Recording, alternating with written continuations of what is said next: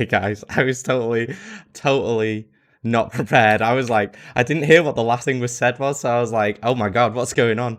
Um, well, if I am live, how are we doing today, guys? I am Moonrunes. I've got up nice and early to showcase some lovely Resident Evil 7 New Game Plus. We are gonna go and actually hopefully get a PB today. I've been so close. I've been on the edge of PB, guys, for so long. So we're gonna go hopefully. So for those of you who don't know, I'm gonna get the game going because this game has a rather unique prospect where you cannot skip any cutscene in the game apart from one, which happens to be the best cutscene in a game, which is annoying for you guys in chat because you get to miss. The category we're going to be running today is New Game Plus Easy. So we're going to have access to all our New Game Plus items, which is incredible, chat. They make this run absolutely amazing. I'm just going to introduce my co-commentator today, who is Spoopy Penguin, while the run gets going. Spoopy, do you wanna introduce yourself? Hey, yeah, I also run this game. I run New Game Plus Easy, and I run the DLCs. Yeah, Spoopy, you're a world record holder in DLC, aren't you, Spoopy? Yes, in a very memey category right now. I have the Joe Must Die New Game world record. Nice. Right, guys, so I'm going to explain a few things about the run, about the game in general, just while we're going through this initial cutscene. I'm going to tell you now, guys, that if you do ever intend to run this game, you will hate Mia's face within the first month. I've seen that face about 7,000 times. Oh, yeah, we need the timer started, guys, if anyone's there. I totally forgot about that. I do that every time. I get so excited about starting the run, I forget to call out the start of the game. So basically you're stuck in this unskippable cutscene at the start of every game, which is pretty funny. I would go back and restart, but the intro, like, we're already like a minute into the intro and I don't want to subject you to it anymore. So the premise of this game, we are Ethan Winters, who's a new protagonist in the RE7 game series. Some properties of this game is we run in uncapped, as you can see. So I basically run this game in 720p, like low settings, to get as many frames as possible.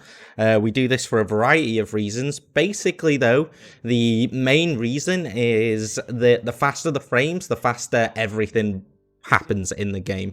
So the faster your menuing is, and sort of everything like that. Everything just goes a little bit faster when you've got uncapped frames. It is diminishing returns, so after like, you know, 60 frames, it's kind of a bit null and void. But there's a certain tricks and stuff that require you to be above 300 FPS, like the phone skip, which is incredibly hard to get. So if we get it, guys, we will be very happy. We will be super happy, and we're gonna go for it. So what we're doing, as you may notice, as is unusual for a Resident Evil game, this is in first person. For those of you who know the series well, you'll know that Capcom kind of took a different route in terms of the game through like Resident Evil 4, 5, and 6, and they got more action-based. And they decided to redo the formula for Resident Evil 7, which in my opinion was one of the best decisions they ever made. So they took it into first person because it was partially developed for VR as well, for the PSVR, if you've ever played it. So the run, we finally got control of our main character now, and we're starting. For those of you worried about the timer, the game goes off in game time, so we'll be able to see the final game time anyway at the end of it. So there's not much we can do in the initial little bit of the game. We're just kind of keeping the routes as short as possible and going from point A to point B. If we're lucky, we might get a little boost, and we do name this in the community. It's called Daddy Boost. It's extremely rare, but basically Jack won't spawn there, and he will be on his merry way. The game in itself starts with Ethan, who's our main protagonist, searching for his wife or his fiance Mia, who's been missing for like 3 years, I think chat told me yesterday. I said 3 months, but it's actually 3 years. So, and Ethan, being the absolute bae that he is, just like, I'm getting there. I'm going to go get her. Not spoke to her in 3 years, but I'm going to go to this random crazy house in the middle of nowhere and go save my ex-wife. So we all love Ethan. He's incredible.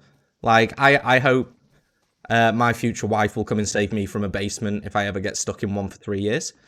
And so we're off. And we're just hitting the house. We're going to see our first instance here of retrying. So what we're doing here is Ethan has 2 running states. He has one quick outdoor running state and an indoor running state. What we want to do is maintain the outdoor running state, and by hitting that checkpoint there and then retrying, we actually maintain a faster running speed overall. And now we're just going to interact with this. So for those of you familiar with the game series, you'll notice we haven't actually interacted with the audio cassette tape. It's because you don't have to. And we're also going to use the 30 FPS trick. So basically, guys, what we do a lot of FPS manipulation in this run. So you'll see me throughout the run changing my FPS to 30. And the reason we do this is because it's like Ethan gets covered in butter, chat. He can slip through anything when he's in 30 FPS. He can literally slide like a champ. So we basically we slip down into 30 FPS mode so we can get our slip and slide on and squeeze through all those tight things as fast as possible. And we run through. So we're basically still just kind of in the tutorial area here. And we're just kind of like getting through it as fast as possible. There's not much we can do really here. As you can see, we've done some minor manipulations where we retry and we use the 30 FPS trick to make sure we get through. What we're going to do here, for those of you who know, there's usually a zombie who pops up here. I hate him. He costs you a lot of time. Everybody hates him. He can sometimes just ruin a run out of nowhere. So we're going to really hug the wall here until we hear the fart noise, and then we get her going. So we're getting going now. We made it through the first part of the game unharmed, guys. That's awesome. I'm feeling excited now. We've got a run on. Let's go get a PB. We pick up the infamous, kind of a staple of RE7 franchise or Resident Evil as a whole, where, you know, bolt cutters are everywhere. We'll also see a few more Resident Evil staples that are a real nod to so this is a Resident Evil game rather than it just being a like just any other game really. So there's like we usually see the bolt cutters, we see the infamous fuses. Don't see many zombies in this game though. Although I don't know how you class them, the molded. I guess they could be weird zombies. I have no idea. But we keep pushing. Yeah, bolt cutters found. We go in. So, I think this section is possibly the most annoying for all speedrunners. We do a lot of menu manipulation in this run, which you'll see. Which is, you know, we'll set up everything specifically. I'll try to call out the individual manipulations I do personally as we go through, but things get a little hectic sometimes. So this point, basically, Mia, you are stuck behind an invisible wall. There's no way to progress this. There's no way to get through faster.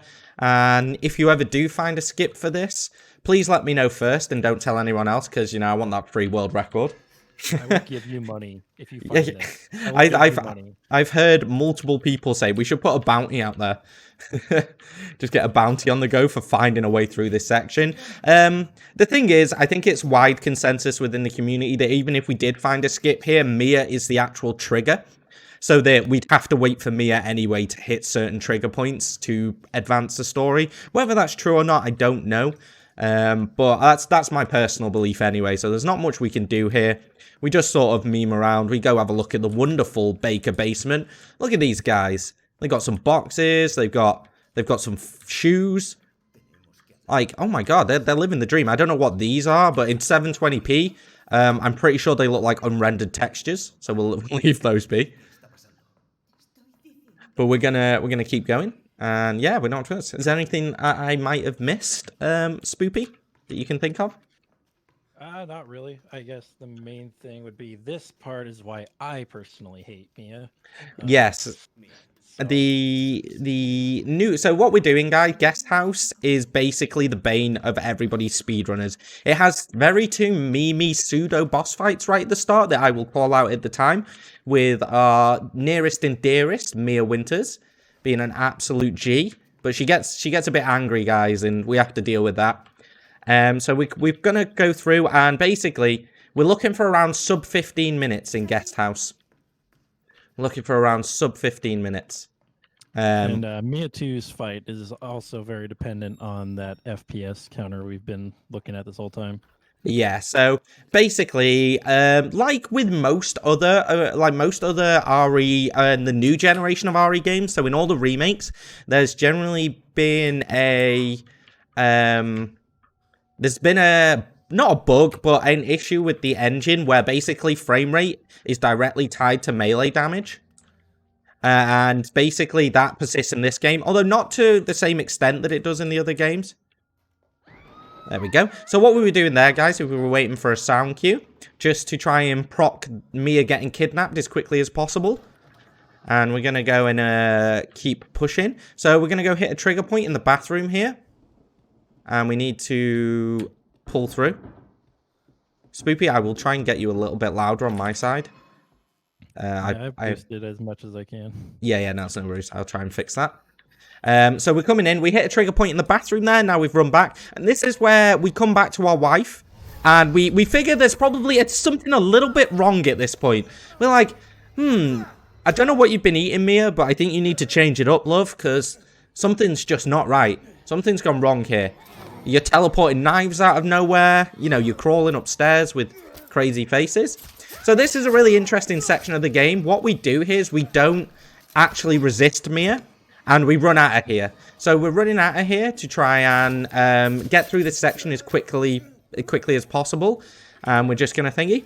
So we're going to do a very specific setup here, where we are going to, we want Mia basically to stand up as quickly as possible in a second. So there's a place we can stand very specifically where we can actually get her to stand up and we can start the first boss fight.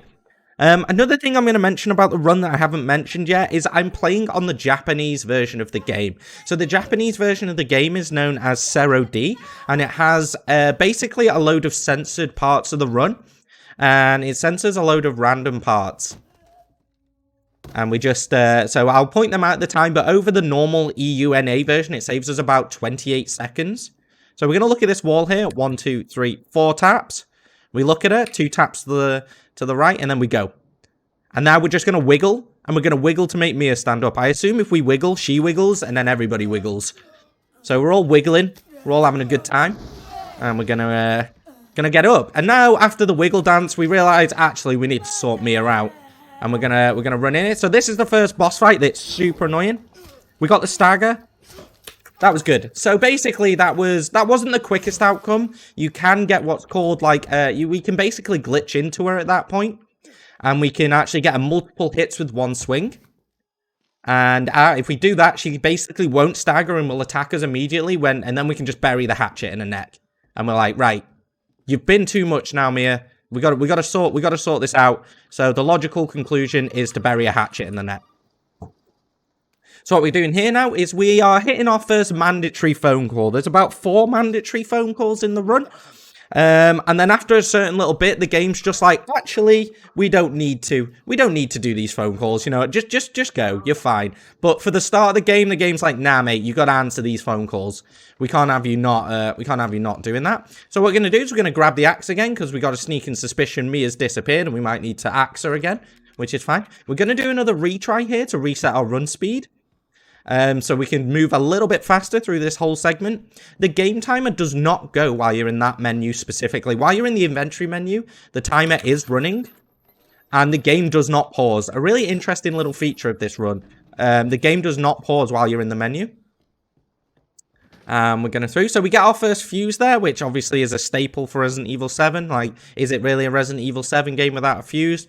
You know, I'd argue that point. We're going to come here. Oh. And then we're going to put that in there. Oof, that's my cold fingers, chat. Cold fingers. So it's about 7 AM in the morning here in the UK, and it's quite a chilly morning, guys, and I haven't put the heating on. So I'm a little chilly. So you'll have to bear with if I'm a little bit bad with my inputs, but hopefully I can keep my hands warm and we can stay alright. So you'll notice the first difference. For those of you who have played the game, this is the first major difference. Rather than getting stabbed by a screwdriver here, you get stabbed by a garden fork. Don't know why that makes it more acceptable in Japan, but apparently it does. Apparently no screwdrivers allowed in Japan. I don't know why they censor screwdrivers, but just a thing. And now we're going to see a big difference here as well. So normally at this point in the run, Ethan will get his hand chopped off. But that's not acceptable in the censored version. So they just, rather than doing a new scene, they just black the screen out entirely and just leave his hand attached. which is incredible. I love that part of the development for this game. They're like, should we just render a new scene for Japan? They're like, nah, let's just black it out and leave his hand attached. It saves time. And then animated. Yeah. Oh no, where am I going? I'm going the wrong way. Sorry, chat, I'm going the wrong way. My bad. I went to get the fuse again. Moon's just getting all the fuses in the run. So yeah, we're supposed to come straight upstairs here. Now, I'm going to focus on this. Spoopy, can you explain this fight? Yeah, so this is what we call Mia 2. This fight is very dependent on your frame rate. Essentially, what we are going to try and do is we're going to line it up, and we're going to try and get inside of Mia's hitbox and swing the axe. The high frame rate allows you to get multiple hits inside of her character model. And so as long as we can get it lined up properly, you can get a one-hit Mia 2. And that's what we're going for. All right, that was like 4 hit, but I didn't die, so, you know, always good. Yeah, Mia, it's very easy for Mia to kill you if you get off of a 1 or a 2 cycle hit. So yeah, I just basically, if you crouch there and just wail at her legs as well, the legs count is like 2 hitboxes, which means you can actually kill her faster just by staying crouched there. You do have to be a little bit safe with her if you miss that first 1 hit. It's really awesome if you actually get it. It makes an incredible noise. And there's the most famous line in the old game. Welcome to La Familia, chat. Let's go. And a lovely little boot to the face as well. So that's kind of the first segment of the game. I have no idea what sort of time we're on. But, you know, we'll roll with it. And we should aim to do that segment in around 15 minutes. It's usually a reset if you're anything above 15:05. At least it is for me in my sort of time zones. If I'm anything above that, I struggle to claw it back. So I need to be on point. So yeah, anything sub 15. I think the world record is like a 14:56. I think. So if you get anything sub 15, you're on good times.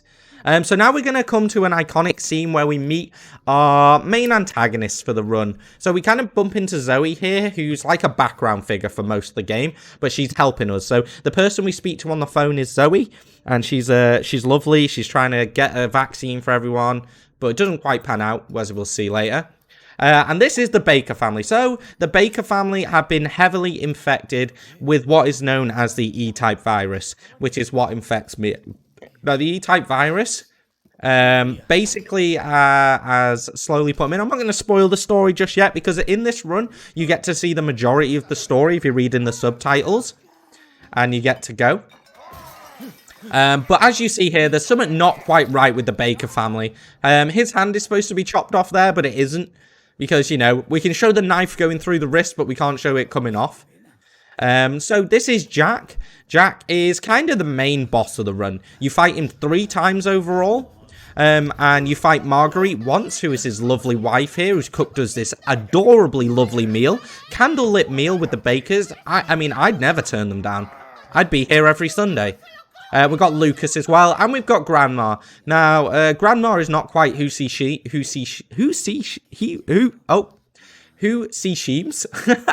and she's an absolute memer. So we'll get it. We'll explain her role a little bit more as we go through. Lucas is a bit crazy. We'll also see him a bit in the run, but I'll talk about each individual as we come to them throughout the game. We're getting there, and we are pushing forward. But yeah. Granny Evelyn's a lovely lady. She just follows us around, she's just giving us moral support through the whole run. She's a whole run. She does hum a nice ditty a little partway through the game. Yeah, she does. She's got a lovely voice. So what we're going to do here, chat, is we're going to wiggle out the chair, because, not making any noise. And we're going to get going. And what we're going to do is we're going to meet Jack for the first time. So this game, in its return to form, generally brings back the creepy atmosphere that I think belongs in a Resident Evil game. Like, this one really, has the intensity. We're going to juke left there, not get grabbed, grab the key. We're fine. We might even be on for wall skip here. See how lucky chat is. Right, come on, Jackie. Come on. I think we're on for wall skip here. Maybe. Looking good. Yep, there we go. We got wall skip, chat, which is amazing. So what you can do there, depending on the animation, You can basically, if he goes far enough down the corridor, you can basically run back there and spawn him through the wall. I very rarely get that. It's not something I go for. I very much usually just run round. But that's really incredible. I very rarely get that skip. So it's impressive. We've seen it. This is probably one of the... I'll try and do it in the next cutscene, guys. So basically, we're going to go for phone skip here. It's a very FPS-dependent trick, so I don't think I've got enough FPS to get it. I don't. For some reason, I've not been getting the FPS there recently, but we're going to hit the trigger anyway, and we're going to come and answer this phone call. I will wait to a cutscene, and I will try and turn Mr. Spoopy up a little bit. So, we've hit the main house of the game. We're going to make up time here. Yeah, I did. That's actually probably faster than my PB pace. You never know, chat. PB hype. Let's go. We're going to go here. And we're going to get our New Game Plus items here for the first time. And we got it. Oh, God. Run the wrong way. So, as you can see there, we picked up 3 items. So, we picked up the circular saw, the Albert, and the infinite ammo. The most important things, and we're going to end in this cutscene. You're going to have to bear with me 1 sec, chat. I'm going to quickly turn Spoopy up. So, the game's going to minimize for a split second. So, give me 1 second. Oh, it didn't even minimize. Oh, it did. Okay. Let me just go find Spoopy. And I'll turn you up a little bit more, Spoopy. And then we're going to be back to the run. It doesn't pause in game time. So we should be good. Oh, God, I need to minimize it. Am I loud enough now? Hopefully I'm loud enough now. Yeah, you should be loud enough. So there we go, chat. As you got to see my lovely background there, I hope you all enjoyed it. So this is a cop. We needed to hit a specific trigger point there. And basically, we hit that pillar in the kitchen after we grab our New Game Plus item. So as I say, we're utilizing the saw, which we use in every boss fight, the Albert, which we basically use in every boss fight, and also the infinite ammo that we use throughout the run to use the enhanced ammo, which increases all our damage. Can we get some Fs in chat for my boy policeman here? He tries to help, but he just gets absolutely wrecked. He basically tries to help us out, and he says meet us in the garage in a minute, and we're going to go to him, which is incidentally where we'll do Jack 1. Jack 1 is an interesting fight that relies on a lot of trigger points, which we will see. I'll get Spoopy to explain them. And we're going to go. Yeah, so Jack 1, essentially, what we're going to do is we're going to start off by trying to stun him. We're going to use a saw blade to stun him. And once we do that, we're going to go to the end of the car. We're going to shoot him. Essentially, it's going to stagger him again, but it's going to do enough damage that he's going to enter the car. And essentially, once he's in the car, we have to do a bit more damage, and he will crash the car. That's more or less the end of the fight. Yep. He will stagger out, and you just need to keep him stunned so he doesn't grab you. But that's really the whole fight. Yep, that's pretty much it. You're going to see a difference in Zero D here, where the head doesn't actually get chopped off. It just gets jammed in the back. Always my favorite part. He makes a great face, too. He does make a great face. He's pretty memey. So we need him to break that, and then we're going to shoot him. It got blocked by the tire, but we're okay. That was pretty quick, actually. So we are on... I just pop him there because I'm bored. So I need to make a very specific headshot here. There, we got it. And then once we do that, we do some quick inventory management here. So I'm going to set up my inventory for later parts of the run. And there we go. So we need to set our inventory up very specifically for the rest of the game now. We need to keep on top of it and make sure it's working. And we're going to pop him in the kneecap. And we're going to pop him in the head. I let him take a step forward here. So he's actually a little bit closer for when the car explodes. Because for me, I feel like if he's closer to the ladder, the cutscene for you to get up the ladder triggers a little bit faster. So there we go. There's boss fight number 1. There's Jack 1. It's a weirdly complex, but once you know it, kind of simple fight. So we're just going to wiggle. We're going to do another wiggle dance because everybody loves a wiggle dance in this run. We got a wiggle. We're going to see Jack do his infamous head blow off bit there, you know. You just, casually, as you do, just, you're infected with a virus. And we're going to hit a trigger point there. And what we're doing there is we're unscrewing it while we pull this. And we're going to come across here, pop that out, and then we're going to go. So we need that puzzle piece to get through a door that's down the alley. And we're going to keep pushing. Now we're going to switch out to do Jack out of bounds. Now, I'm going to do some gonna explain Jack Out of Bounds a little bit preemptively. So Jack Out of Bounds is probably a major reset point for most runners. It can go horrifically wrong. If the setup's not right, it has a really precise setup. And we're going. So, guys, we're entering the start of Jack Out of Bounds now. So everything from this point onwards is going to be incredibly scripted.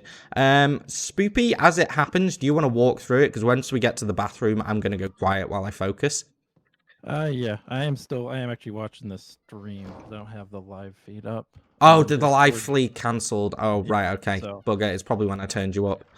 There we go. I'll try and get it in the cutscene. Oh, I missed the dog's head. So I've just grabbed the second dog head there. I will tell you when I'm starting the Jack Out of Bounds.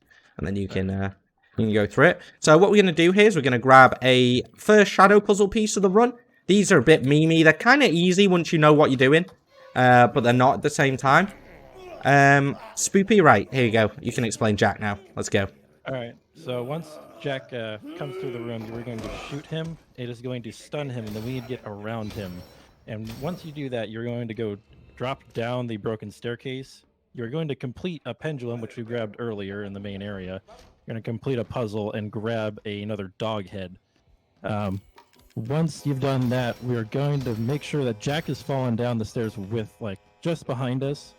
And as long as he's done that, we are going to kite him kind of through the hallway and back into the main area. And on the way there, we're going to shoot him, which is going to make sure he doesn't follow us too far behind. Because if he's too close to you, he can stop the shadow puzzle. But once we get to the shadow puzzle... so that was a bad Jack Out of Bounds, so we have to kill him. Yep. Rip. Every once in a while, Jack can just not do it correctly. He'll just screw you over, and you just got to kill him. So we're into doing a backup here. So basically, what we needed to do is we needed to get the shadow puzzle done before he came into the room. Now I've had to kill him. We're going to struggle here. So we're going to push through. I'm just going to shoot him loads. And Jack will stand back up. I'm going to do the slow... Can I do the fast setup here? Let's try. Are you coming, Jackie? Oh, you are. You're a bit close, actually. So... Oh, my God. I think we just died. Uh-oh. No, we didn't die. Okay, I'm going to do the slow setup here. Because he yeeted after us then. Right, come on, Jackie. Come on.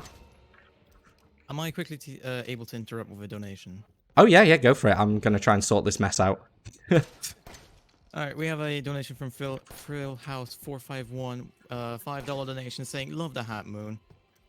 Oh, thank you very much. It's part of my channel. I wear a lot of hats. But yeah, you know, it's nice and cold this morning, so at least I'm not roasting myself to death, which is great.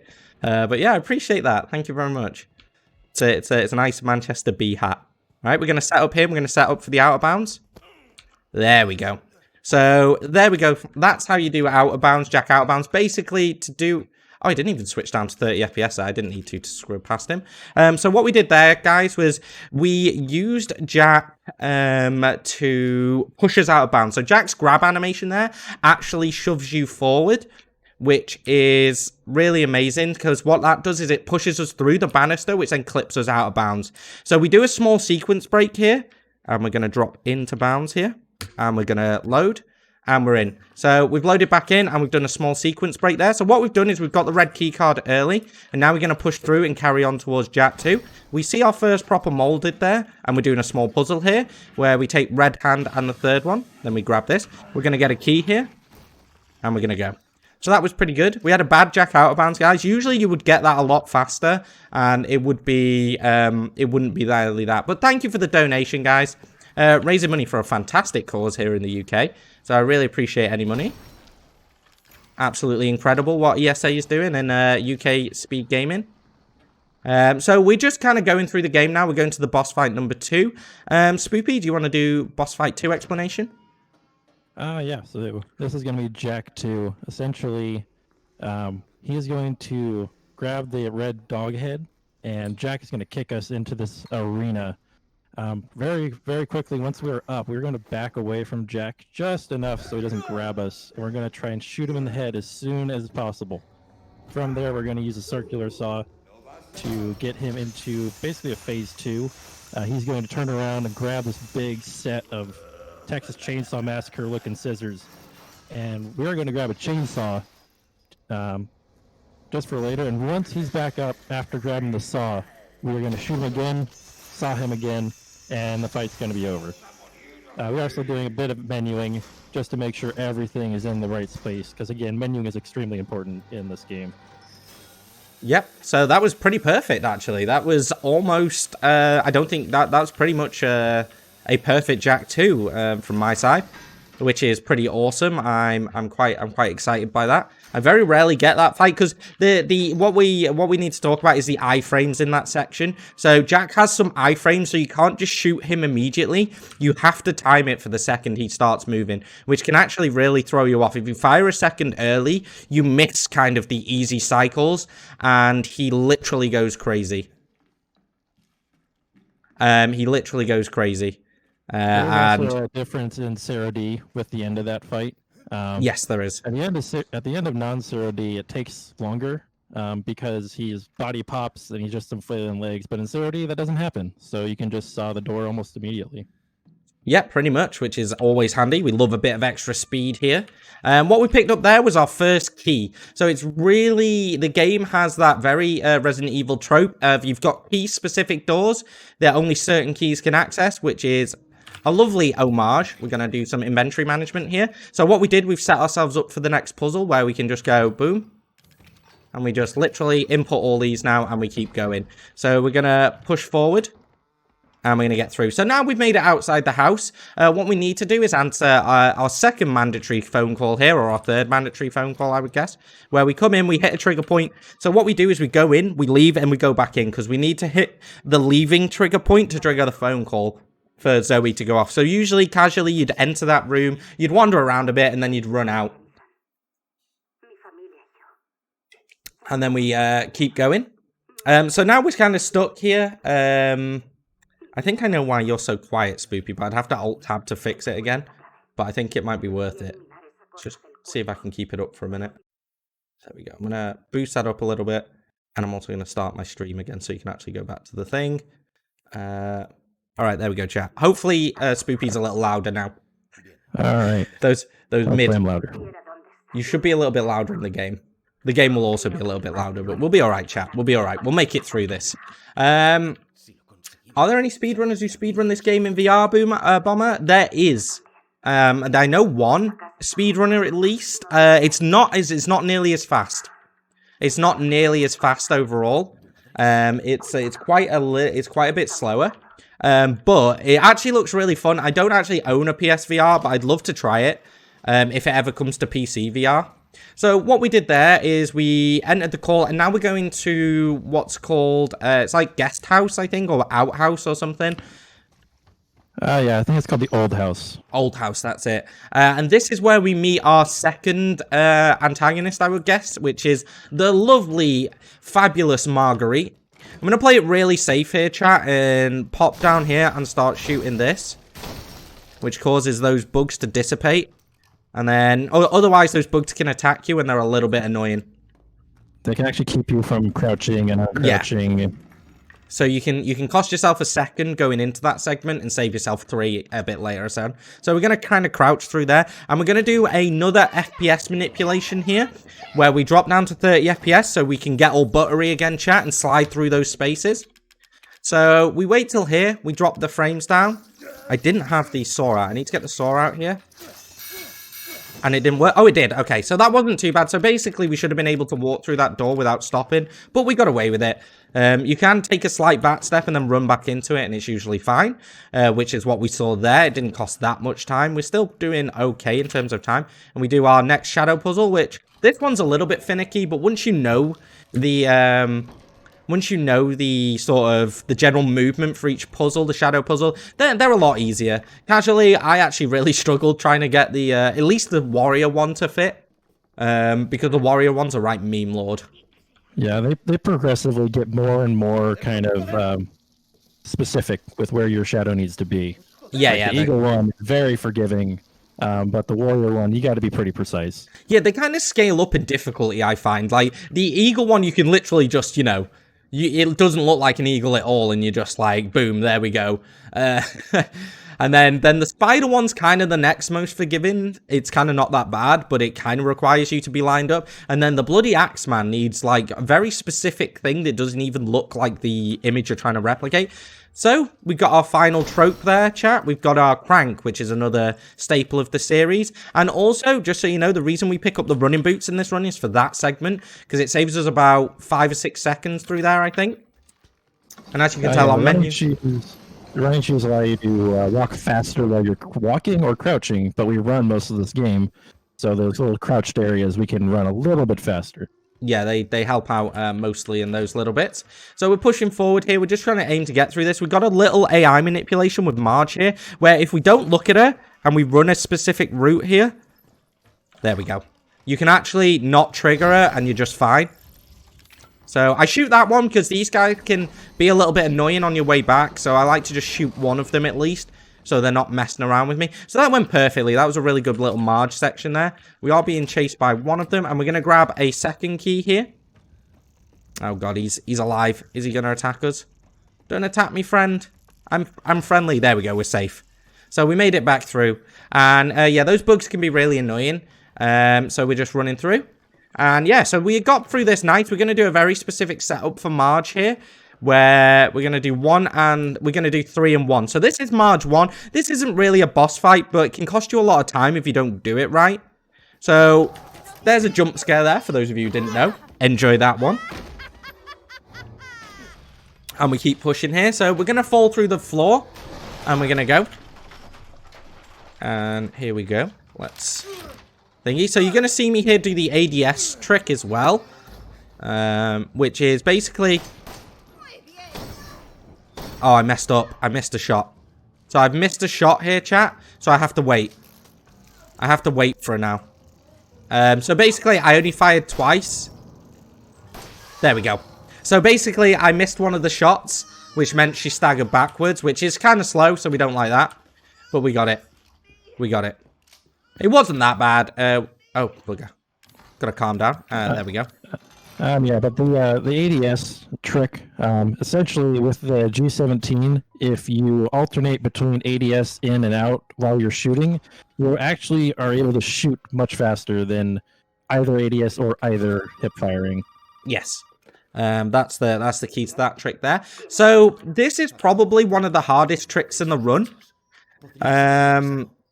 What we're going to do here, it's called Lantern Skip, and it can have 3 possible outcomes. Either we get the slow outcome, where we fall down the hole and Marge doesn't spawn. We get the second fastest outcome, where we kind of glitch around the top of the sort of hole, but she spawns and you can just drop down. It costs you like 3 or 4 seconds. It's not that bad. Or we get it perfectly where we drop straight down and Marge spawns. Now, I've never managed to do this trick successfully at a marathon run, so fingers crossed, chat. Fingers crossed. We need all the love for this one.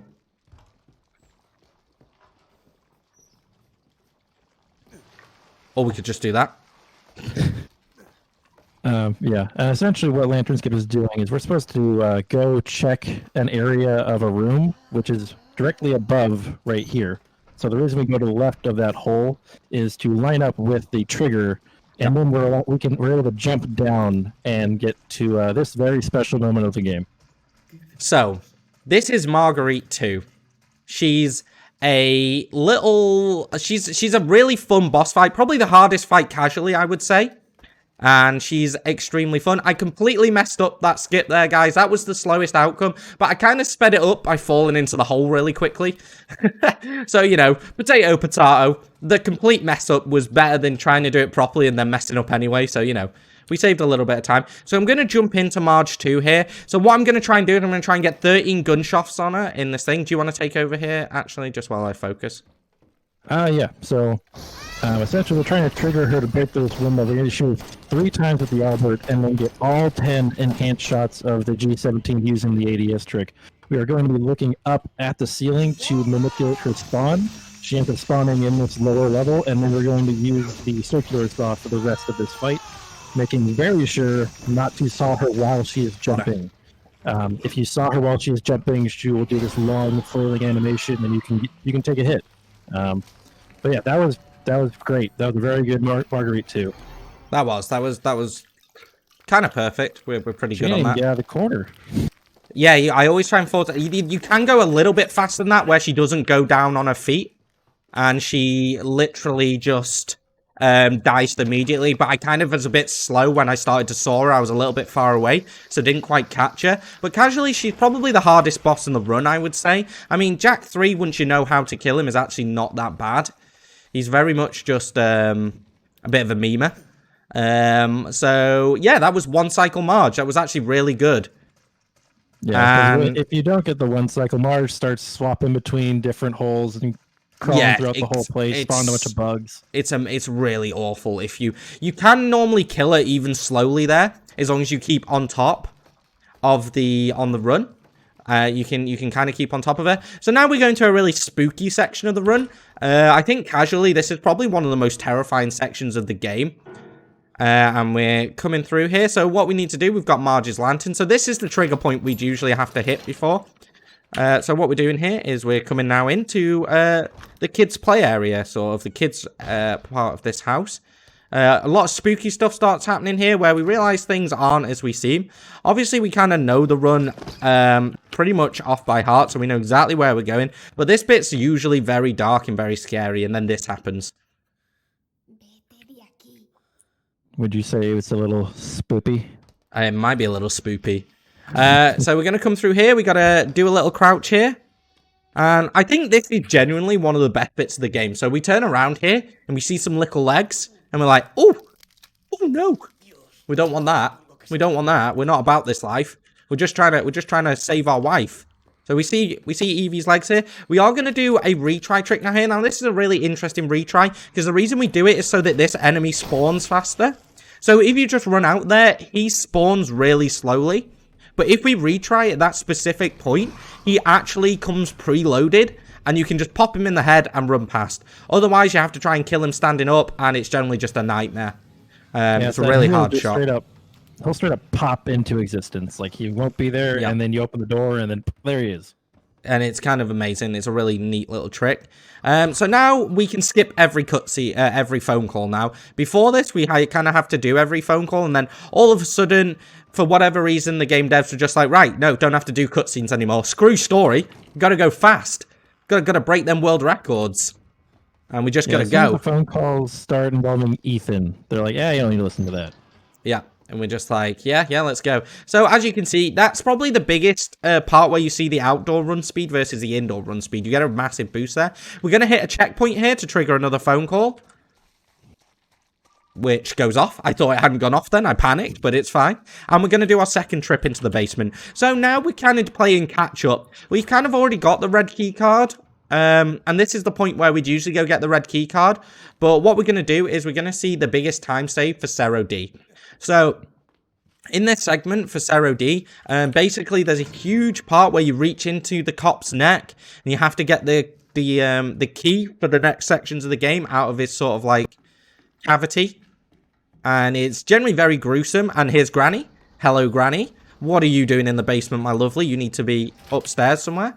I'm in a pre-set up now for the next sort of menuing sections here. We're going to do our butter trick here, chat, where we're going to turn ourselves to... We're going to get Ethan in that buttery visage so we can do some slip and slide. And we're through.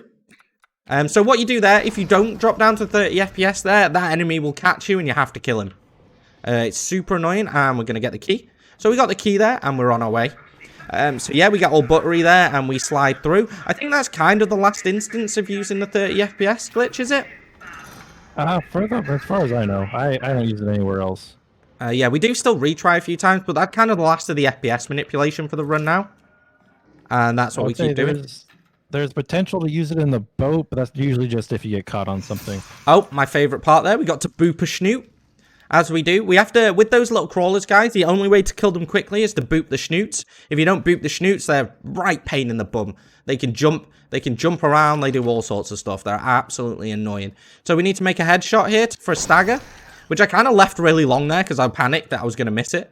But, you know, we good, chat, we good. And we're going to come in here. And we what? For a good minute. Oh, yeah, go for it. All right. I don't know if we're still in the spooky area, but this is a $5 donation from Supernova Holly. Holly, sorry. It says Mr. Moonrunesv2 and his community helped me through the quarantine by giving me something to wake up to every day. Keep up the amazing runs, Moon, and keep being you to make the community so awesome. Oh, and Oh, he's thank you, rocks. Holly. Thank you so much, Holly. I really appreciate that. Oh, what a cutie. And I'm glad you enjoy the runs. That's why I'm trying to showcase it to everyone. Like, everybody, look at this game. It's fantastic. You should watch it. So we're going to do the hardest shadow puzzle here, which we nailed first time, which is amazing. First time. There we go. That was quick. That was quick. No memes on the warrior. Oh, yeah. God. The problem with failing that trick, guys, is it's really slow to reset. Like, it takes forever for you to get back control of it. And, like, each reset costs you, like, 5 seconds. It's crazy. On the others, it's literally, yeah, try again. But on that one, it's just like, nah. Takes forever. So, that was Warrior. So, we're through now. We're done with the house, mostly.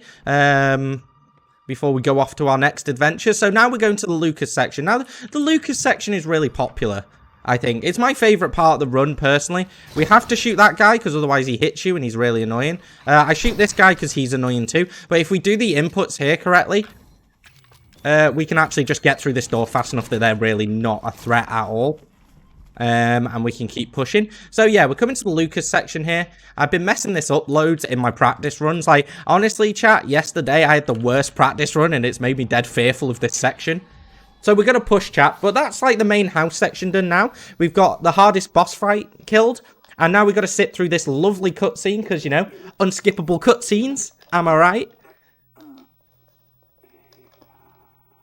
And we're pushing on. That also kind of got talked over was we went up to a bedroom and we turned the clock and stuff. That was because we skipped that to get the red key card. But the game is very trigger based, so we had to actually do that puzzle and then went and got the blue one. Yeah, so it's kind of key. This game's a little bit weird. If you try to go and complete the door, basically it soft locks the game. And even if you then go back and do the puzzle, because I think the red key card isn't in your inventory, I think it actually just messes up. And yeah, so one of the really unique aspects of this speedrun is the fact that you can't skip cutscenes, which, as far as I'm aware, is really unique for a Resident Evil game, because in every other Resident Evil game I've played, at least in the remake era, or the sort of Resident Evil 5, 6 onwards era, you can skip the cutscenes. As you can see, Ethan's doing some absolute cringe-lord stuff here, being a right edgy teenager. And he's just on one. So we are pulling through, and we're gonna get through. And basically, the next segment, I think that bit is possibly the worst bit in the run to watch. And for some reason, even though they censor other stuff, they don't censor this bit, which is kind of really random, super random. It's like you can watch a guy pull off his fingernails, but you can't. You can't stick sticking your hand to get a key out of a body is pretty intense. But yeah, this game has massive inconsistencies on what it censors and what it doesn't. It's a bit weird. Well, I mean, there's also, like, at the very beginning, you get stabbed through the hand with a knife by Mia. Oh, yeah. You can't get stabbed through the hand with the screwdriver. It has to be through the wrist. Yeah, it's super... Like, what? I'm not sure why these decisions were made. But yeah, it's a little bit weird. So now we're going to continue on with the Lucas section. Now, the Lucas section is kind of a puzzle-based section of the run. It does a lot of bomb tricks and stuff, so we aim to just get here as smoothly as possible. I'm going to play it a little bit safe here by shooting one bomb. Oh, we got the second bomb. Oh, we got both bombs in one shot. No, we didn't. Oh, we didn't. Oh, that was a good save, chat. So we're going to block this bomb. I nearly just, like, got completely yeeted then, which kind of affects the whole segment. But we're through, chat. We made it through fine. And we're coming through. Sometimes there's health in there. That was a good save. Yeah, I know. I was very close to just absolutely blowing myself into oblivion. So here we go. We're going to come down and we're going to... There we go. So there's a bomb there. We kind of just absorb the bombs eventually because it's a little bit thingy. But that was a really good section through there. Apart from me nearly blowing myself up and having to take a second to reshoot the bomb. That went pretty good. The thing is, I shot the... Usually you just shoot the mannequin and it's fine. But sometimes it's like it doesn't blow up, so you have to be really careful, but you're never usually watching for it. So now we're going to get rid of all our items. Do you want to explain why we do this? Yeah, so this next section up here, basically Lucas is gonna. You can't go through this next section with any weapons, so he forces you to drop all of them. Also, with that keypad, if you put in the actual code, which being speedrunners, we know the actual code, it will change. It will, one, it won't work, and then two, it'll actually change, and you actually go through this whole section to find out what it is later. But yeah, and the reason we kept the infinite ammo and the Albert is because since they're New Game Plus items, we can delete them and they will go back to the box. They're not deleted from the game.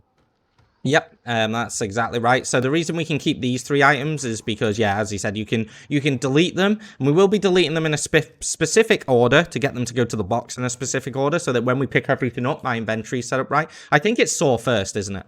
It is saw first. Yes.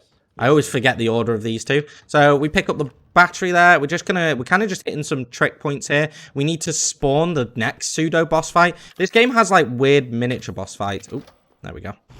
And so we're going to go through and get it done. And so we're going to hit a trigger point here where we walk forward.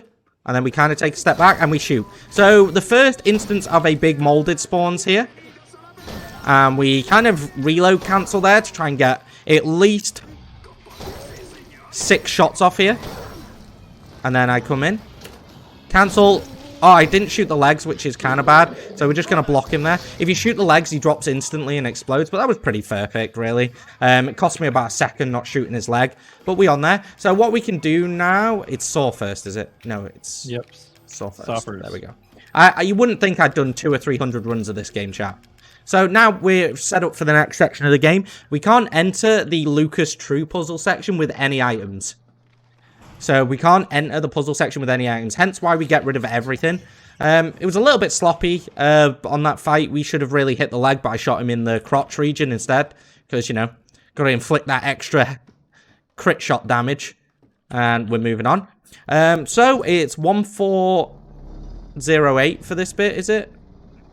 Yeah, that number's burned into my brain. Yeah, it definitely is. It's burned into my brain too. I always forget this code for some reason and do it wrong. So it's 1408. There we go. That was pretty good. And those diagonals are very, very specific. Yeah, they're so hard to do. Yeah. Like, I got 2 diagonals there. Like, 3 is optimum, but 2 is great. Like, to be honest, to get 2 is actually pretty good. Like, they're precise inputs. So what we do here is we're just hitting some trigger points there. We pick up a candle very quickly, and then we go and put the candle out so we can get to the next point of the game.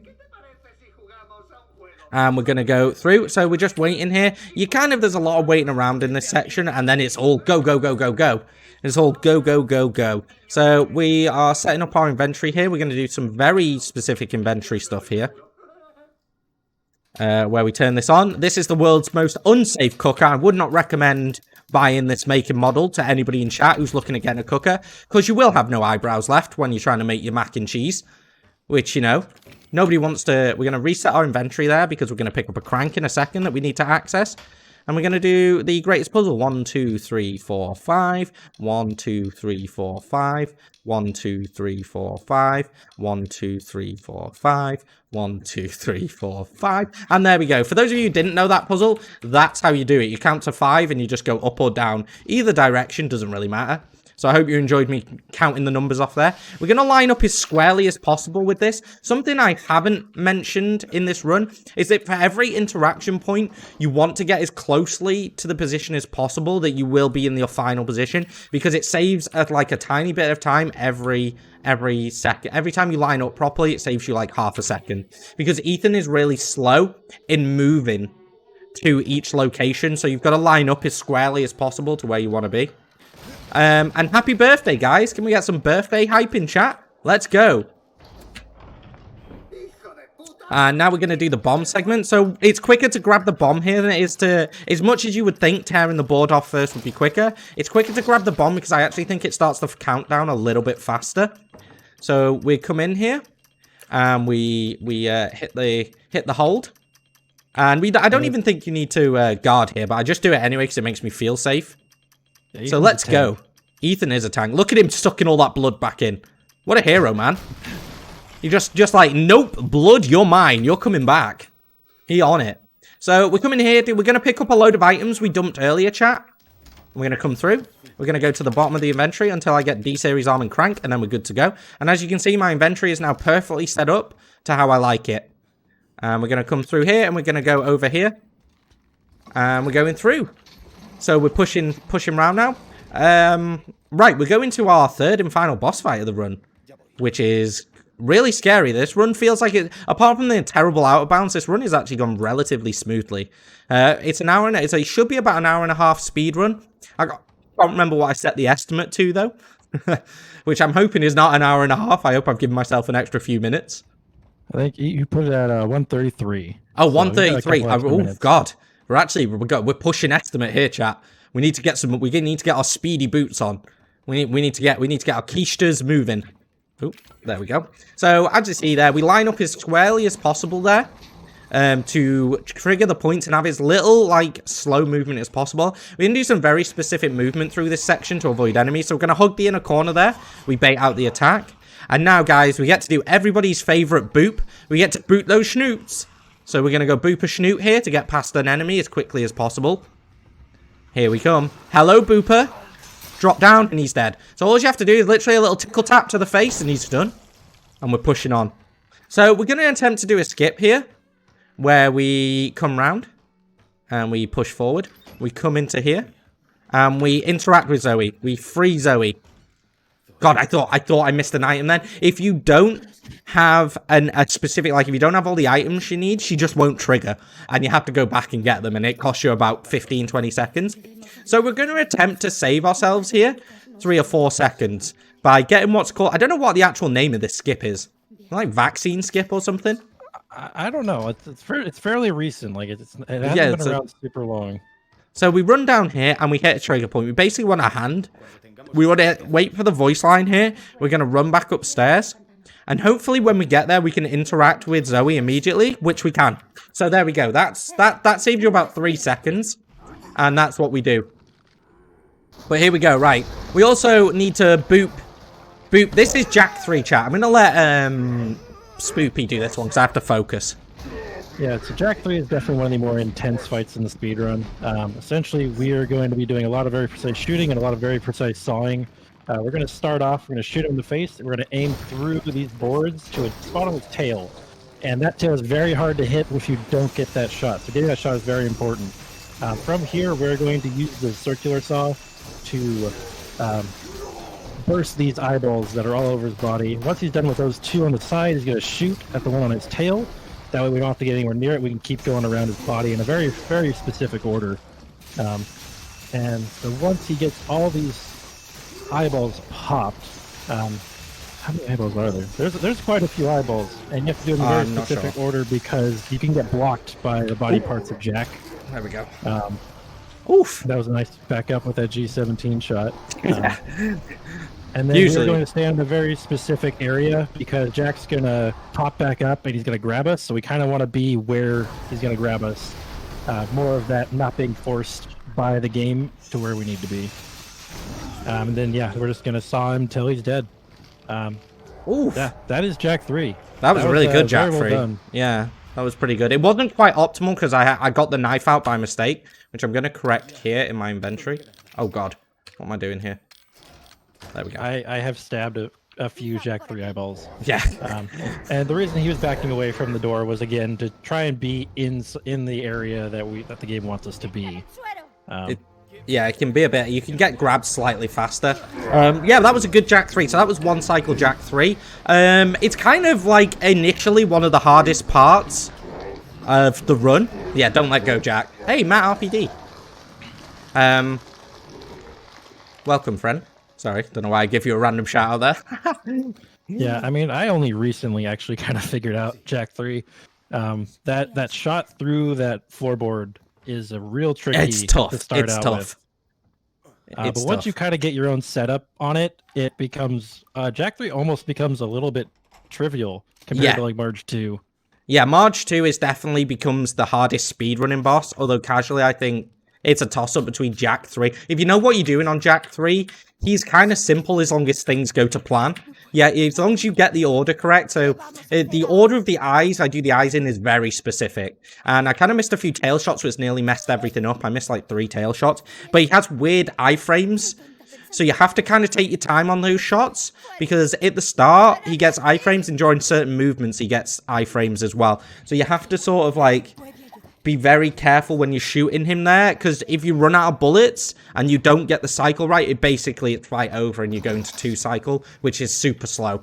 Costs you nearly a minute. Yep, and right now we picked Mia. It is actually faster to pick Mia. There's this cutscene up here is shorter with Mia, and there we skip what would be kind of an extra boss fight at the towards the end of the game.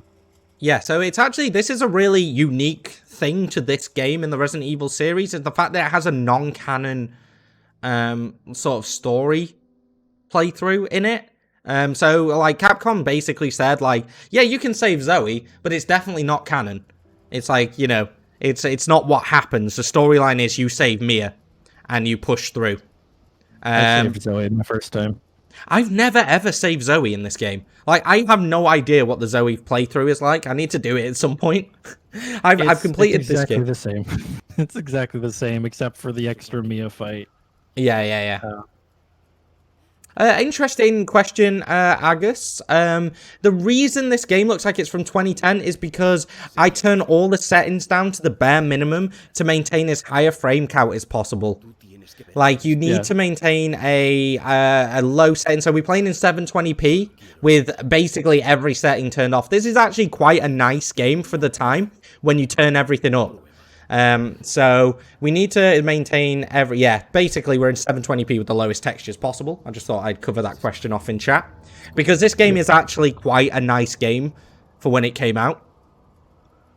And the only thing you're not doing to save frames is interlaced, and interlaced looks horrible. Oh my god, yeah. You can actually get way more frames using the interlaced rendering. I don't know why Capcom use interlaced rendering, but it's just garbage. It looks so bad, you can't see what's going on. Could I quickly interrupt with a few donations? Yeah, sure. Alright, we have a $20 donation from Needle. Much love to Moonrunesv2, Spoopy Penguin, and the RE7 speedrun community, and thanks to UKSG for using gaming to help a great cause. Yeah, shout out Needle. He's what a been around guy. the community. Also, He's a fairly new runner. Also, a $40 donation from Kaskar 86, saying, pleasantly surprised to see RE7 when I log on. Good luck with the run. Oh, thank you so much, man. I really appreciate it. Thank you for the donations, guys. Really appreciate Yiddle and Kaskar. What heroes, chat? We got some hype in chat for the donations. Freaking heroes, man. Raising money for the good causes. But Resident Evil 7, yeah, I think it's an acquired speedrunning taste. Because no skippable cutscenes is generally massively off-putting to most speedrunners. Like, it's a huge waste of your time while you're running, basically. Because while you're in a speedrun, just wasting time in cutscenes is not good. So it's nice to see the RE7 community booming at the minute, especially since RE8 came out. We've got a lot of new runners coming through. So yeah, I think it's a really fun run. So if you guys ever want to learn it, hit me up, guys. I'll help anybody who wants to learn it, or alternatively, go to the RE7 Discord. Yeah, I kind of think it was a very good starter speedrun. I've met a lot of people that started speedrunning on this game, and it's kind of because there are those cutscenes. There's kind of downtime to think and analyze and kind of calm down. It's not just go. Right, guys, I'm going to talk about, so as you know, we've switched characters now. We are playing as Mia now. Ethan's been kidnapped by, as we know, is Evelyn at this point. The E-type virus is sentient and running around in the body of a little girl. So we're kind of terrified. We don't know what's going on, but we've woken up as Mia after being attacked in the swamp, and we're doing the ship section. Now, the ship section casually is the most frustrating part for, players, I think. It's so confusing when you first get into the ship. We're going to trigger, we run around that hat there to trigger a cutscene, and we keep going. We're going to do a little menu manipulation here, and I'm getting to my most dreaded fuse. And we're going to come through. So what we're doing is we're waiting for this hatch to open. We need this guy here to wander down, but he kind of pushes you out the way. And we're going to come down and we can do a quick drop. So running in at the sideways there and kind of dropping in actually saves you a second on the normal drop animation. So you kind of run around and then sweep in from the left or the right, sorry. So now we're going through ship second. Now there is 2 really interesting skips in this section that are actually kind of really hard to pull off. But first we've got to do a retry here. So we're doing a retry here because it skips a fall animation and kind of boosts you forward a little bit. So what we did there is we skipped a fall animation and we also boosted forward a little bit. It saves it quite a lot of time there to do that little retry. Which is super cool. It's just a free little time save you can do. I don't think it's worth doing if you don't have an interesting thing about that skip is some of them are PC specific and specific to having the game on a SSD or an M.2 because if the load times aren't fast enough, because load times are counted in the game time, you basically lose time there if you do the retry. So it's a very specific... Oh, I can't move. There we go. It's a very specific trick. It's kind of it's a little bit pay to win, but generally PC runners. I'm not sure if we have a separate category for console. Do we? Do we? Yeah, we do. We do. Yeah. So it's kind of a bit of a like. I mean, if you were somebody with a non-SSD game stored on a non-SSD, would I be at a disadvantage there? I guess, but it's just an interesting quirk of this run. It's very good. So we're climbing up here. We're kind of just making our way through ship now. Basically, this is all about hitting triggers now. Nothing really fancy's happened until the until we get to a couple of the skips. One of them you'll see first. We kind of got God Door as well, which is kind of a bit of a meme in the community. So we're gonna go grab a fuse here, and we got it. So I got hit there, which isn't the end of the world. Sometimes he just turbos like that. It's a little bit annoying, but our menu should be set up now, so we can just literally go boom, and then we go to the door straight away. So we need to remember the location of that fuse for later. We're going to go meet Evie properly for the first time. You're going to go say hello to Evie. Lovely, lovely little girl just running around this abandoned ship. Nothing absolutely strange about her whatsoever. Completely normal girl. Just living her best life on the ship. Right, here she is, just watching, you know, static fuzz like you do. And there we go. If you position yourself just right there, you can literally just spam inputs and it'll just do it all for you. So you put the cassette tape in. Yeah, this is also the only required tape in the whole game. It is. It is. You can't progress without doing this tape. And this is my favorite character ever. Alan, definitely the reason for everything that happens in this game is basically Alan's fault. Is his name Alan? I forgot his name. His name's Alan. I called him Alan Wake once, and chat wouldn't let me. I called him Alan Wake, and chat wouldn't let me live it down. I literally made that mistake once. I don't know why I was looking at Alan Wake before stream because I was going to buy it, and then I called him Alan Wake, and I literally chat just would not let me forget it. Oh, pay attention to the story part. It's like all the things going on is basically his fault. Yeah. So Soda asked an interesting question. Why are we not running in English? And there's one very specific reason for this, and that is the fact that we're going to pick up safety. So we can not pick up items here and do a non-safe strat, but the walking shoes actually make this segment a lot easier. Just as an FYI. And so the reason we don't play in English is it's actually 1 second faster in any other language that is not English. So we're going to do a skip here. Do you want to talk through this one? Yeah, so this is called Alan 1 skip. Essentially, being able to get out of that room while she's clicking the wristwatch, it prevents Alan from calling you and talking your ear off and you not being able to leave the room. Yeah, because as soon as Alan calls you, you can't interact with anything, you can't open doors, can't shoot anything, you're just stuck there.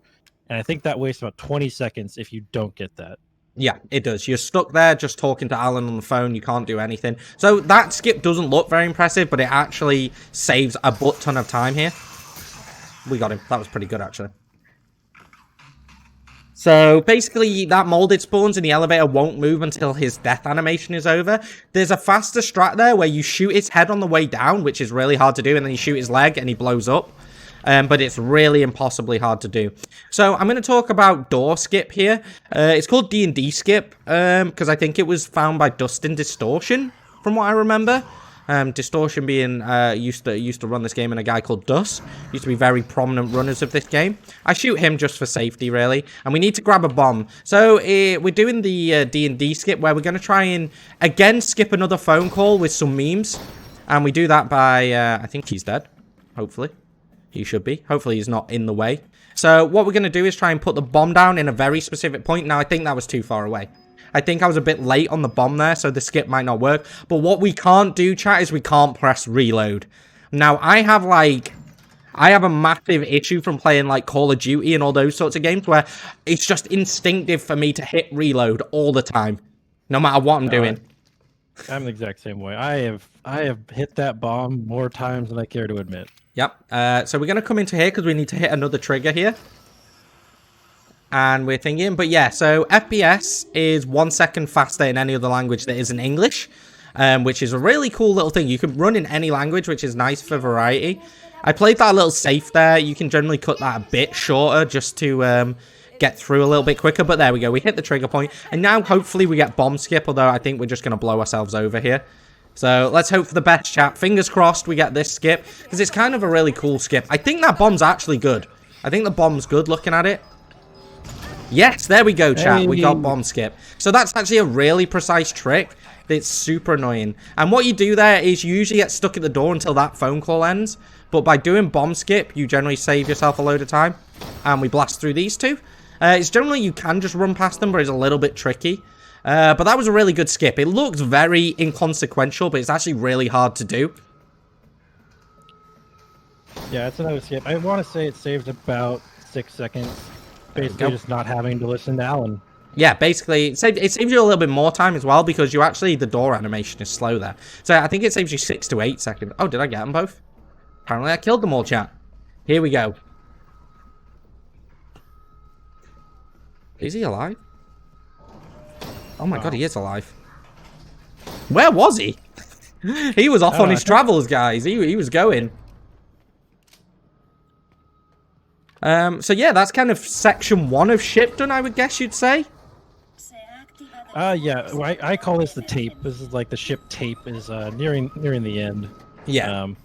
We got a little bit of things to do. We gotta go do some. Coming up very close to the only skippable cutscene in the game. Yeah, we're so excited. We get one skippable cutscene, which is incredible.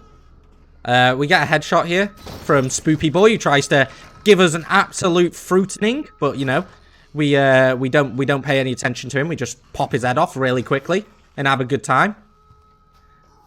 We kind of drop through here, and now we're going to go back up to where we were, because on the calls with Alan, he basically tells us he's doing stuff, and so we got to go find Alan and make sure Alan's not in peril, even though we don't like Alan at all. So we keep pushing. And we come around. Now we're going to get stuck in another cutscene that we can't skip because the game likes to troll us. And we're going to go talk to Alan.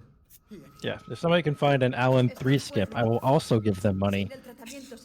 See, guys, lots of incentive to run this game. Get money if you find skips. Shouldn't say that, actually. But Alan is definitely one of the more frustrating characters to have to just deal with. He's he's an obstacle in himself. He is.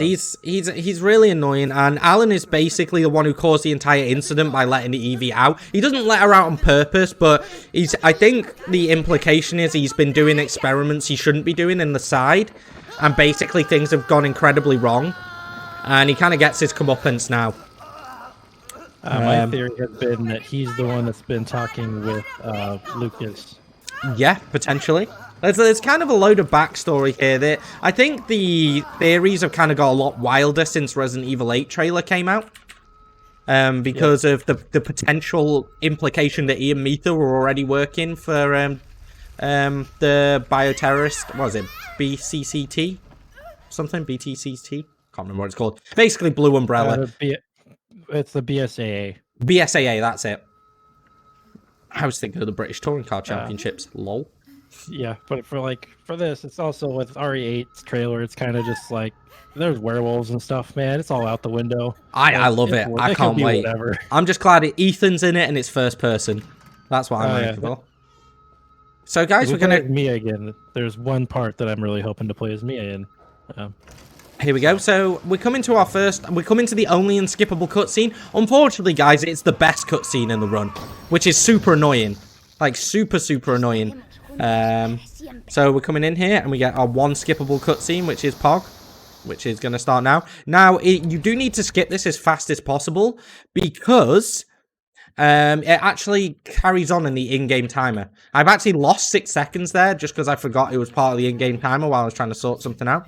So now we're back in present day. So we've just been back in time to find out how Evie escaped and why she's been doing what she's doing. I kind of feel a tiny bit sorry for Evie to some degree because all she wants is a family. But the virus has really messed her up. Like, she's way unbalanced now. And she goes about getting a family in entirely the wrong way. But she's having a good time, bless her.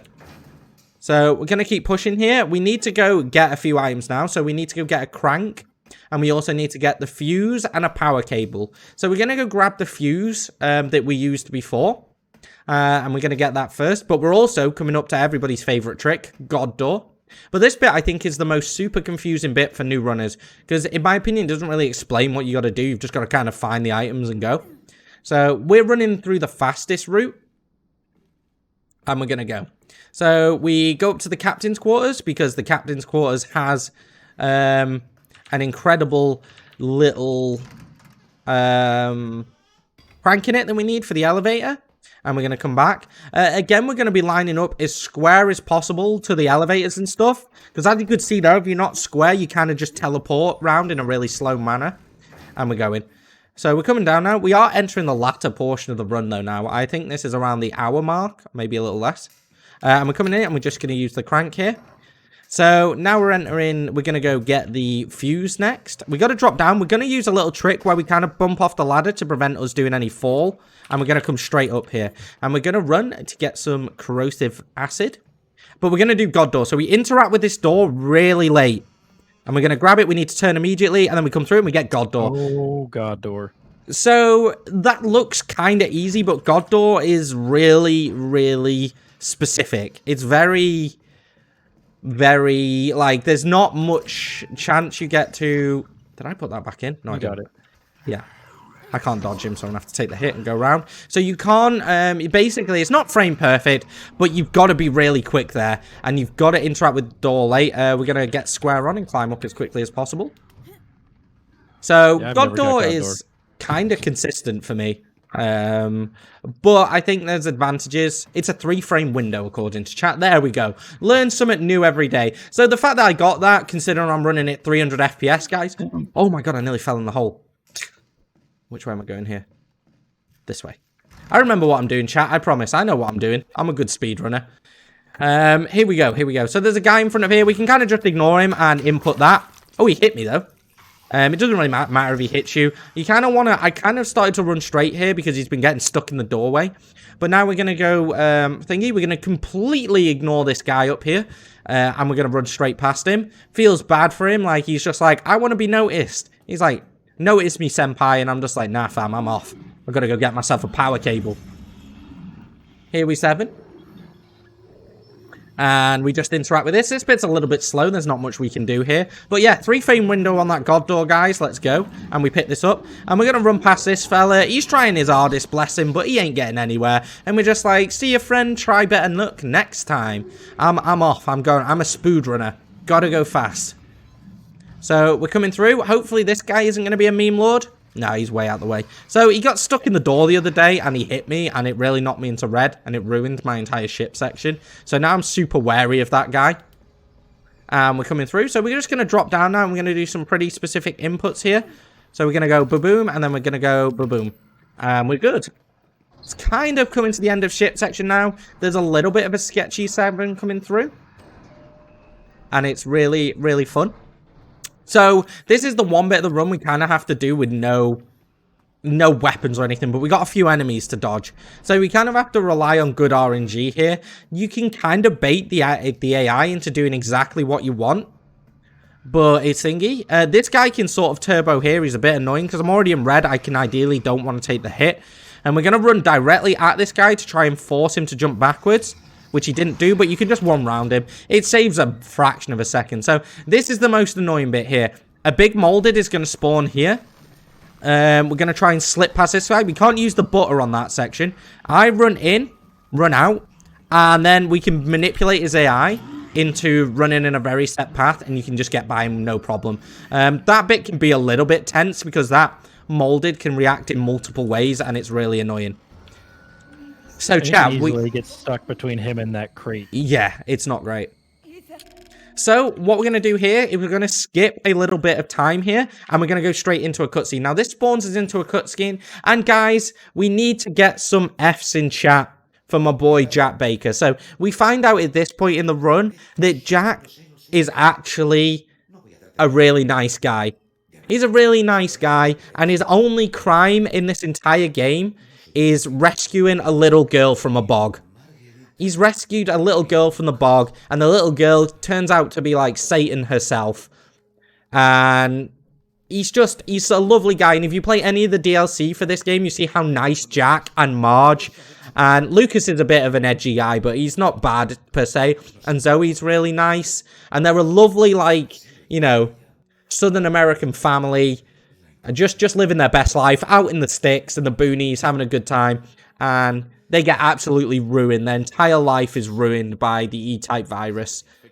And he explains a bit about what happened to them. Like, they get infected when they pick her up. And thingy. But yeah, big F's in chat from my boy Jack here. He's an absolute hero. And Jack, we love you.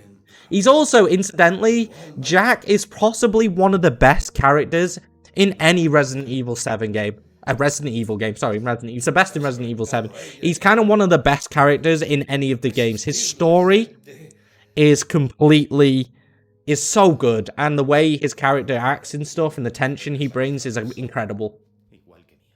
He's also extremely well written. He has some of the best lines in this game. Hence, the daughter DLC is great.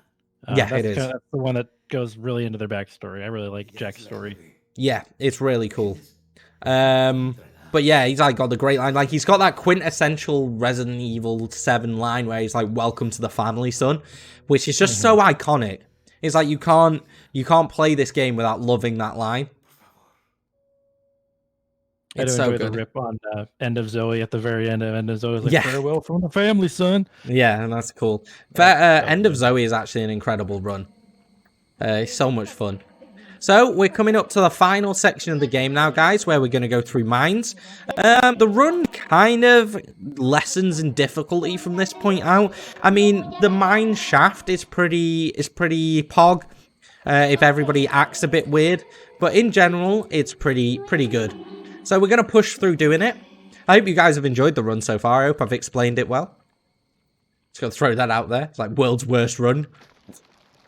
But here we go. So, we're going to get freed by Mia, who's managed to come to her senses here. She's found us. So, this is basically just where it lifts off. And, so Mia runs up to the point. You do that cutscene, and then you're saved by Mia. Mia comes in clutch now and actually just redeems herself like an absolute champ. Also, Evie is so creepy in this background of this scene. So, Mia sort of sacrifices herself now so that you can escape. Which is kind of like, thanks, Mia. Thanks, Bae. I really appreciate it. And, like, you know, she kind of sacrificed herself, but Mia is still being a little cow and doesn't let you go because it's Mia. I think we can do this. But yeah, mines is an interesting part of the run. We've got some nice menuing to do, and we've got to pick up a new item that we've not seen in the run so far. So we're trying to keep it smooth through here. And that was pretty good, actually. I know that looks really simple, but getting that like clip through that thing is actually really difficult. And that grate can actually cost you like 3 seconds. So here we go. We're going to push through, and we're going to go through a little segment here. It's a bit of a walking simulator for this little bit. You kind of just got to go through this bit to get to the mines. There's not much really going on here. So if we do have any more donations, now is a good time. And thank you to everybody who's already donated during the run. I really appreciate it. You guys are absolute legends, and you've supported a fantastic cause. Yeah, there's currently no donations, but the donations are going to Crisis, the charity supporting people out of homelessness for good. They achieve this through education, training, and support with housing, employment, and health. And 100% of your donations will be supporting Crisis in their help to to help people out of homelessness. And in those donations, you can put them towards the bid wars that we have left, because there's a bid war coming up of Resident Evil 3 to change the costumes. Yep, guys, you And, need to get your money in for that. I mean, I don't know personally how many different costumes there is, but I want to see some competition.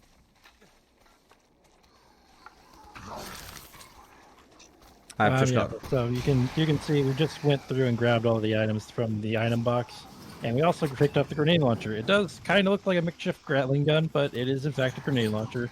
Oh, that was lucky. And with the infinite ammo, we actually have access to the neuro rounds, which is very useful for stunning enemies. Yeah, so as we got out the chest there, so you saw me do some menuing there. I grabbed an extra item because I'm a little bit bad at the game. Got to shoot a bomb there, a very specific bomb that's kind of really annoying. I did some menu manipulation as well because my inventory was not set up right. So we're kind of flying now, and we're going for it. We gotta do our final boop the snoot, guys. So get your boops up in chat. Say goodbye to our little friend there, and we're going into mines. Now, mines is kind of fast-paced. I kind of really like the end to the run. It's got a lot of really minor skill checks that you have to hit, and it's kind of really fun section because there's a lot of action in it. There's a lot of, like, you know, it's probably the most action part of the run, which is nice to finish on. But it's also really annoying when you've done an hour and 20 minutes. You come to mines, and then you literally, you know, you can throw your entire run here. So we're still pushing on. One of the most useful resets in the entire game. Oh, it does, yeah. We're coming up to a massive time save in form of the reset that I will point out here. We're going to get turboed? No, we dodged him. So that guy's kind of really dodgy. Like, he sometimes just doesn't react to you, and sometimes he's really bad. So we're going to make the shot there. Got to get rid of the bombs because it's faster to shoot them than it is to block them overall, which is hence why we're trying to do it. We're coming through. And we're going to open this box. It's good to be square onto the box here. And we're going to come. Here we go.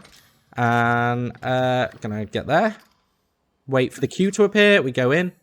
Kind of don't really need to do anything here. We're just waiting. And now, in the world record strats, they do a completely different strat through here that's probably a lot quicker, where they like do some very specific menuing, and they go and grab a load of items here just to save a couple. I think it saves like 6-7 seconds overall. It's not a huge time save, and it's incredibly complicated. So unless you're going for world record, you shouldn't really be doing it, to be honest.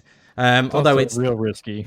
Yeah, it's also real risky because you can actually just lose a load of time, especially if if your grab stuff goes slow and stuff. It's actually going to cost you time. So we're going to do a final retry here, and the retry here is to reset our run speed again. And it also, I think, helps manipulate the enemy spawns a little bit. So we're going to come through here, and we're going to wait for the retry to pop. We need to wait for the retry, which is there, and we're going to retry. So what we did there is we reset our run speed, and now we're going to start. So this is the most complicated section of this run now. Oh, God, I got stuck. So I'm a little bit out of sync, so we need to make headshots. We need all the headshots, chat. And we need to make these headshots so we don't get... The idea is we don't want to stop running. We just want to be ultimate pace here. Right, we haven't... It's gone well so far, chat. It's gone well so far. I need to get this out. I use a grenade launcher here because I find it's more consistent. And then I just switch back here. This guy is a little bit annoying, but he can be alright. And then I just shoot the far guy here and you're through. That was really clean.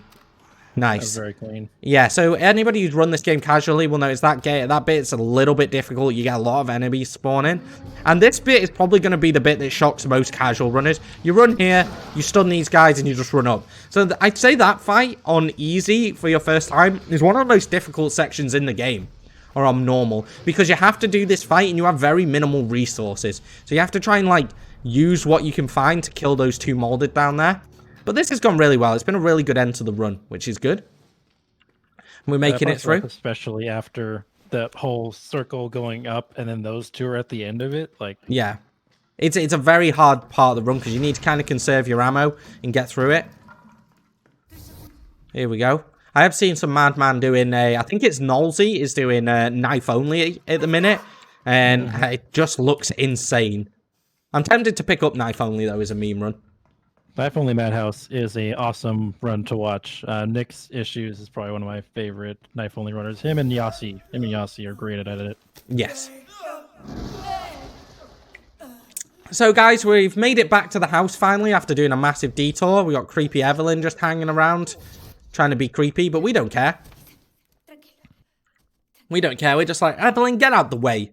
Get out the way, girl. We got to get going. We on it. We on it, chat. So we're going to go make it. We've probably only got one. We got one more sort of segment coming up now. One more trick we kind of have to do here to skip a cycle. So we're going to try and one cycle Evie explosions. I don't know if it has a specific name. It's just like block trick, I guess. Here we go. I would call it one cycle Evie. One cycle Evie. Basically, it's called one cycle Evie. So Evie's trying to frighten us here, and we're just like, you know what, girl? We got a big needle, so get away from me. Here's where Evie's. I love her expression change there. She's like, she's just like, no. We're gonna see something coming up, guys, which I think we all need to learn as a general life lesson. And I'll point out at the time. So I run slightly wide there just to bait her, because she can run right at you there and actually cost you a lot of time. So this is one cycle Evie. So what we're going to do is we're going to block now when she does the first explosion. We're going to swing to the right and we're just going to hammer the use key. Oh, I didn't get it. Oh, I didn't get it. Sucked. I'm going to have to block this now and go for it. I think I can get it now. There we go. I got it. Right, so I missed one cycle Evie, but we two-cycled it, which is fine. I haven't failed that in, like, literally probably 30, 40 runs. There's some marathon luck coming into play there. And now, shock, guys. Shock. Evie was actually Granny all along. And she also sounds way worse now. In Spanish, Granny sounds incredible. Terrifying. Terrifying. This noise... in a minute, just listen out for it. I love it.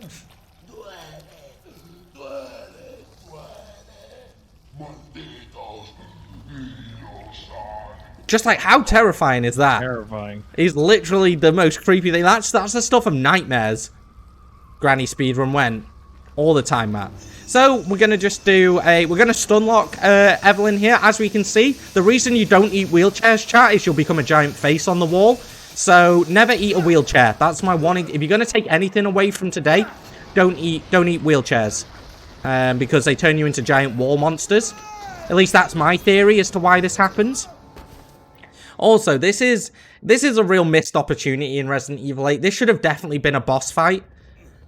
But all it really is a giant QTE. Boss fight. Yeah. It's a... what do you want to call it? It's a set piece. It's a set piece. It's basically a massive finale to the run, but it's kind of just a shame they didn't turn this into a thing. Cursed wheelchairs, yeah. So here we go now. There's not much we can do here. It's all scripted. There's a small time save. There's two small time saves in this segment. One I will show you in a second, which is just to get out of her grip as quickly as possible. And the second is very difficult, and you'll see why, guys.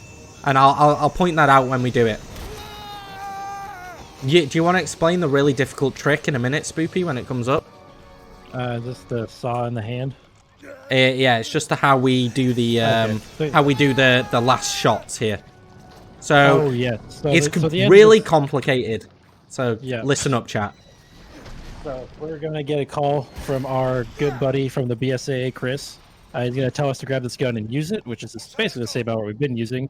But we're gonna try and shoot very specific parts of Evie's face. We don't want to shoot any of her tentacles because the tentacles don't count towards the damage. So you try to shoot her very specifically in the face. Ideally, like that, you get a 4-shot. 4-shot Evie is pretty much perfect. So you can actually waste all your ammo and die here. Oh, really? I've never done that. Oh, so, yeah. guys, just as the meme there, it's actually the most optimal way to do it is to just not move your mouse and just fire.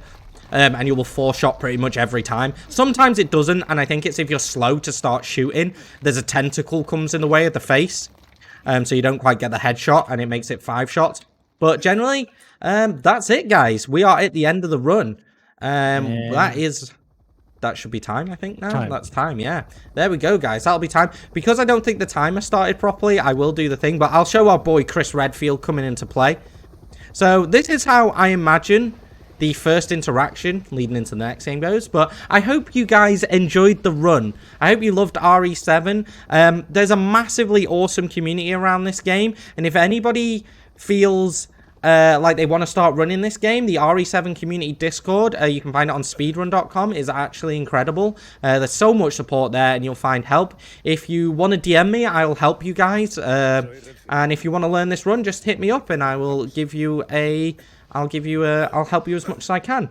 And I want to give a quick shout out to Spoopy for commentating on the run with me at the very last minute. I had to check, like, my commentator that I had planned was busy, or he was in a bad spot to do it, so Spoopy stepped in at the last second and came in clutch. So let's see what the in-game time is. A 1:31:20. Not the end of the world, but underestimate. Still a solid time. It's pretty good. I'd say that's about a top 25 maybe. It's not the quickest run. I think sub 30 is when you start getting like top 20. So yeah, Right. 31 is probably like a top 30. It wasn't the quickest run, but considering Jack out of bounds, we lost about 2 minutes there. It means the rest of the run went pretty well. But yeah, thank you for watching, guys. I hope you really enjoyed the run. And again, if you wanna come and learn the run, just give me a shout or go to the RE7 Discord, where you'll find a lot of amazing people ready to help you out. Yeah, but I hope you enjoyed that, and that is Resident Evil 7 New Game Plus Easy. And yeah, hope you had a good time. I love you all. Mwah! Thank you for the donations and support this amazing charity, guys. And yeah, keep your eyes out for RE3, another incredible run with Daisy. See you in chat. But yeah, I'll hand it back off to you. I mean, you basically did everything that I wanted to say, but Oh, okay. sorry. It's fine. But yeah, RE3 coming up. Enjoyable run. Also, quick donation from Matt, RPD, without a comment, but $10. Thank you. But yeah, quickly into intermissions, a few ads, and then getting...